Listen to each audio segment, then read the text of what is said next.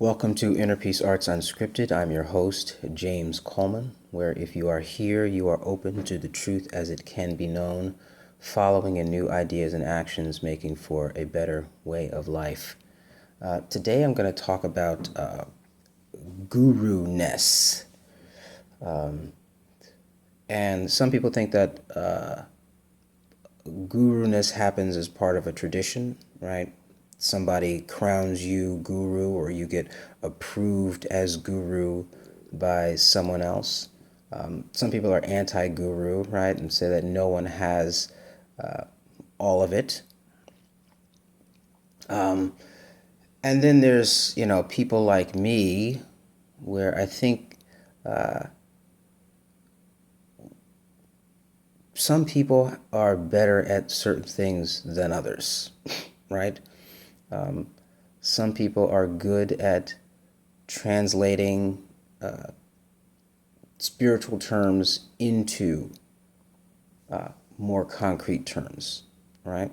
This has nothing to do with the experience of the listener, or it doesn't have anything to do with the other skills of the listener.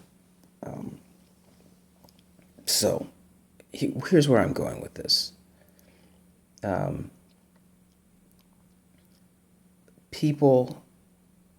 Authority is important. And I think the authority that I bring is that there is an openness to discuss anything that I bring up, right? There's no kind of, I'm not making any declarations of claims of truth that are not open to investigation or open to criticism, right? And that's what we would call the non-cult feature of Inner Peace Arts. But at the same time, any organization, any group of people that come together to do anything must, to put it plainly, fall in line, right? And in order to get something done, there has to be an order, right? And somebody has to be responsible for making decisions that impact the whole group. That person should be trusted to actually be interested in the benefit of the whole group. This is why I personally believe in the notion of the ancients. You can't have a virtuous society without virtuous leaders. It's just not going to happen. We can see in our own current situation how the lack of virtue in our leaders is resulting in many kinds of bad things. We'll just use plain English, right? Bad things. And so why am I sharing this? I'm sharing this because, I know that I am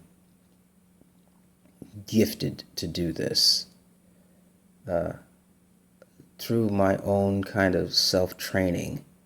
I've come to a place where I know I could hang with the best of the best in conversation, because I'm actually interested in getting to what are the points of commitment, right? We can argue about quote unquote facts all day long. You can be right? But it's not going to matter when I say, okay, but what about this? Okay, what about this place where it's clear that whatever policy you're promoting is part of the cause of this? There's nothing to say to that, right? Either you're going to alter the policy to change the situation, or you're not, right? And that's my gifting. So, so I hesitate. So I essentially, what does this mean? This means that I have become the self-proclaimed guru, in a sense. I have conversations with people on these matters, and And I just realized that, I am the, how do I put this? I'm the guru, right? And there's nothing wrong with that, right? I mean, I think I had a few episodes ago mentioned, knowing your place. And I know my place, what I bring to the table when it comes to these kinds of spiritual matters, when it comes to that relationship between personal development, spirituality, and social equilibrium. Hey, listen, there are great resources out there for personal development if that's what you're interested in, right? And I say go for it.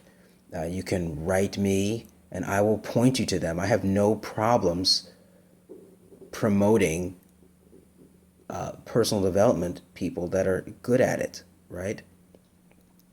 But personal development without an attachment to social equilibrium, to me, is missing the point, right? Because it's like, it's about me getting my life together and being happy and having a happiness that's unable to connect with, to use.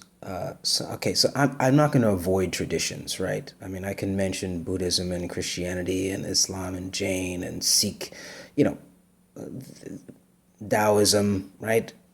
And by the way, I'm not going the way of, coexist. I'm not a coexist guy. Okay? So, but that's an ancillary point. My point is here that I am a kind of a self-proclaimed guru. And as I interact in the marketplace, or as you even take these ideas and apply them in the marketplace of the wisdom business, or try to apply them in moral and ethical situations, you're going to find that there's no problem with what I share, and that what I share is pretty much on point. And you can disagree, right, and take another perspective, which is fine. But you can't say, oh, he's off his rocker, he's no idea what he's talking about, he's crazy, he's just trying to control people and all this kind of stuff. No, I think you'll find that the people who are most dedicated are those people who actually understand what they want, and how what they want helps them relate to people and find the place where they're getting what they want. So I'm not scared to say that I'm the guru. And it's okay.